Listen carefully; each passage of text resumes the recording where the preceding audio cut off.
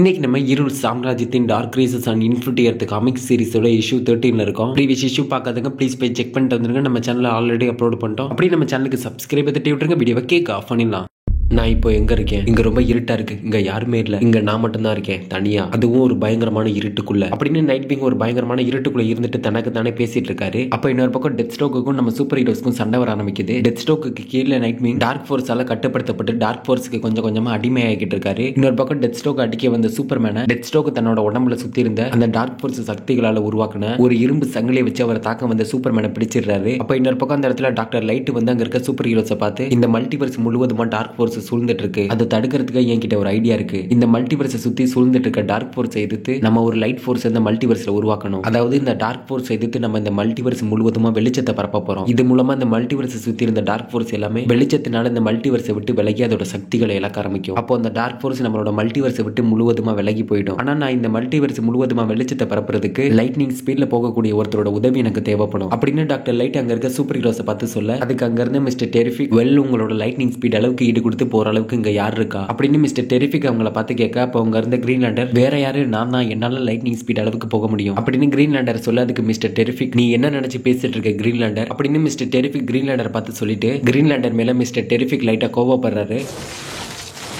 அப்போ அந்த இடத்துல ஃபிளாஷ் ஃபேமிலி அங்கே என்ட்ரி கொடுக்குறாங்க. ஃபிளாஷ் ஃபேமிலி அந்த இடத்துக்கு வந்திருக்கதை பார்த்ததும் மிஸ்டர் டெரிஃபிக் டாக்டர் லைட் கிட்ட ஃபிளாஷ் உங்களுக்கு கண்டிப்பாக உதவியா இருப்பாங்க அப்படின்னு சொல்ல, அதுக்கு டாக்டர் லைட் ஃபிளாஷால மட்டும் தான் எனக்கு உதவ முடியும் அப்படின்னு டாக்டர் லைட் சொல்ல, அப்போ நம்ம ஃபிளாஷ் என்ன ஆனாலும் சரி அந்த இருட்டை நம்மளோட உலகத்தை விட்டு விரட்டி ஆகணும் அப்படின்னு அங்கே வந்து ஃபிளாஷ் அவங்கள பார்த்து சொல்றாரு. அப்போ இன்னொரு பக்கம் நம்ம பிளாக் அடம் பறந்து போய் டெத் ஸ்ட்ரோக் அடிச்சு பறக்க விட, அப்போ பிளாக் அடம் டெத் ஸ்ட்ரோக்கை பார்த்து இங்க இருக்க சூப்பர் ஹீரோஸ்க்கு நான் துரோகம் பண்ணாலும் அவங்க என்னோட உயிரை காப்பாத்திருக்காங்க. இவங்க வெறும் சூப்பர் ஹீரோஸ் மட்டும் இல்ல, என்னோட நண்பர்கள். அவங்களை துன்புறுத்த உனக்கு எங்க இருந்து இவ்வளவு தைரியம் வந்துச்சு? உன்னோட இருள என்னால மட்டும்தான் முடியும். அதனாலதான் என்னோட பேரு பிளாக் ஆடம் அப்படின்னு பிளாக் ஆடம் கோவத்தோட டெத் ஸ்ட்ரோக்கை பார்த்து கத்த, அவரோட கோவத்துக்கு ஏற்ற மாதிரி அவரோட சக்திகளும் அதிகரிக்க ஆரம்பிக்குது. அப்போ ஹால் ஆஃப் ஜஸ்டிஸ்ல வானத்துல இருந்து பிளாக் ஆடமோட கோவத்தினால ஏகப்பட்ட இடிகள்லாம் அந்த இடத்துல வந்து விழுகுது. அங்க விழுந்த இடிகள் எல்லாமே நம்ம சூப்பர் ஹீரோஸ் மேல பட்டு அங்க இருந்த சூப்பர் ஹீரோஸ் எல்லாருக்குமே வானத்துல இருந்து வந்த இடிகள் எல்லாமே அவங்களுக்கு பலத்தை கொடுக்குது. அப்படியே நம்ம சூப்பர் ஹீரோஸ் எல்லாரும் மாசா கெத்தா போஸ் கொடுக்க இதை பாக்குறதுக்கே கண்கொள்ளா காட்சியா இருக்கு. அப்ப இன்னொரு பக்கம் டெத் ஸ்ட்ரோக் பிளாக் ஆடமை பார்த்து, பிளாக் ஆடம் நீ சக்தி வாய்ந்தவனா இருக்கலாம், நீ இந்த இருளை விரட்டுற அளவுக்கு சக்தி வாய்ந்தவனா இருக்கலாம், நீ என்ன கொன்னா கூட உன்னால இதை நிறுத்த முடியாது. இந்த இருளோட சக்தி நேத்து அந்த பறவைன்றவன் கிட்ட இருந்துச்சு, இன்னைக்கு ஏன் கிட்ட இருக்கு. இன்னைக்கு நான் செத்துட்டா நாளைக்கு இந்த சக்திகள் எல்லாமே நைட் விங் கிட்ட போயிடும் அப்படின்னு டெத் ஸ்ட்ரோக் சொல்ல, அப்ப இன்னொரு பக்கம் நம்ம நைட் விங் தன்னோட கட்டுப்பாட்டை கொஞ்சம் கொஞ்சமா இழந்து கொஞ்சம் கொஞ்சமா அந்த டார்க் ஃபோர்ஸ் கிட்ட அடிமையாக்கிட்டு இருக்காரு. டெத் ஸ்ட்ரோக் சொன்னதெல்லாம் கேட்டதும் பிளாக் ஆடம் நீ சொல்ற எதையும் நான் நடக்க விட மாட்டேன் அப்படின்னு சொல்லிட்டு பிளாக் ஆடம் டெத் ஸ்ட்ரோக்கை தாக்க ஆரம்பிக்கிறாரு.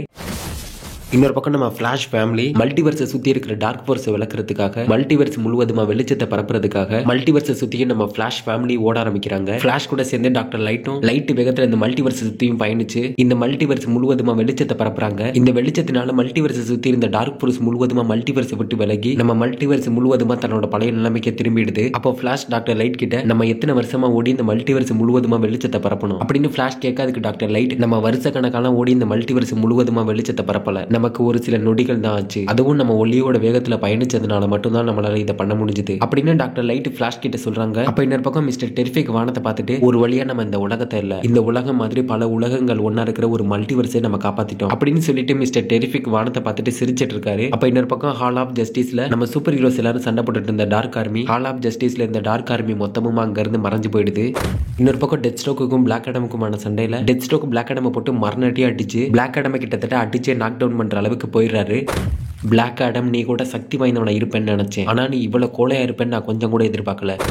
உன்னை நினைச்சா எனக்கு ரொம்ப பாவமா இருக்கு பிளாக் ஆடம், உன்னோட நண்பர்களுக்காக நீ போராடி உயிரை விட போற அப்படின்னு டெத் ஸ்ட்ரோக் பிளாக் ஆடமை பார்த்து சொல்ல, அதுக்கு நம்ம பிளாக் ஆடம் அடிபட்ட உடம்போட டெத் ஸ்ட்ரோக்கை பார்த்து என்னோட நண்பர்களுக்காக என்னோட உயிரையும் நான் தியாகம் பண்ண தயங்க மாட்டேன் அப்படின்னு பிளாக் ஆடம் டெத் ஸ்ட்ரோக்கை பார்த்து சொல்றாரு. அதுக்கு டெத் ஸ்ட்ரோக் சண்டையில கீழே விழுந்து அவரோட வாளை எடுத்துட்டு, உன்னோட உயிர் தியாகத்தை நினைச்சு உன்னோட நண்பர்கள் பெருமைப்படுவாங்க நீ நினைக்கிறியா பிளாக் ஆடம் அப்படின்னு டெத் ஸ்ட்ரோக் பிளாக் ஆடமை பார்த்து சொல்லிட்டு இருக்க. இன்னொரு பக்கம் டார்க் ஃபோர்ஸால கட்டுப்படுத்தப்பட்டு இருந்த நைட் விங் அவரோட சூட்ல அவரோட நெஞ்சில இருந்து அவரோட பேடாஸான சிம்பிள் அவரோட சக்திகளால கொஞ்சம் கொஞ்சமா ஒளிர ஆரம்பிக்குது. இல்ல இந்த டார்க் ஃபோர்ஸ் என்ன கட்டுப்படுத்த நான் விட மாட்டேன், டெத் ஸ்ட்ரோக் நீ சொல்ற எதுவுமே நடக்காது அப்படின்னு நைட் விங் ஒரு பக்கம் தனக்கு தானே பேசிட்டு இருக்காரு. அப்ப டெத் ஸ்ட்ரோக் அவரோட வாளை எடுத்து பிளாக் ஆடம் ரெண்டா வெட்டுறதுக்காக அவர் கையில வச்சு இந்த வாளை வச்சு பிளாக் ஆடமை பார்த்து ஓங்குறாரு. அப்ப இந்த பக்கம் டார்க் ஃபோர்ஸ் கிட்ட கொஞ்சம் கொஞ்சமா அடிமையாகிட்டு இருந்த நைட் விங் அவரோட சக்திகளால டார்க் ஃபோர்ஸ் கிட்ட அடிமையாக அதுகிட்ட இருந்து தப்பிச்சு டார்க் ஃபோர்ஸால உருவாக்கப்பட்டு தன்னோட உடம்போட சுத்தி நைட் விங்கை கட்டுப்படுத்தி வச்சிருந்த அந்த சங்கிலியை அவுத்து அந்த சங்கிலியை வச்சு பிளாக் ஆடமை வெட்ட போன டெத் ஸ்ட்ரோக் அடிச்சு பறக்க விடுறாரு. அடிச்சு அடியில டெத் ஸ்ட்ரோக் பறந்து போய் கீழே விழுந்து நைட் விங்கை பார்த்து கொலவெறியோட டெத் ஸ்ட்ரோக் உன்னை துண்டு துண்டா வெட்டி கொல்லாம விட மாட்டேன்டா அப்படின்னு டெத் ஸ்ட்ரோக் நைட் விங்க பார்த்து கத்திட்டு நைட் விங்க அடிக்கிறதுக்காக அவர் நோக்கி ஓடி வந்துட்டு இருக்காரு. கொலவெறியோட நைட் விங்க அடிக்க வந்த டெத்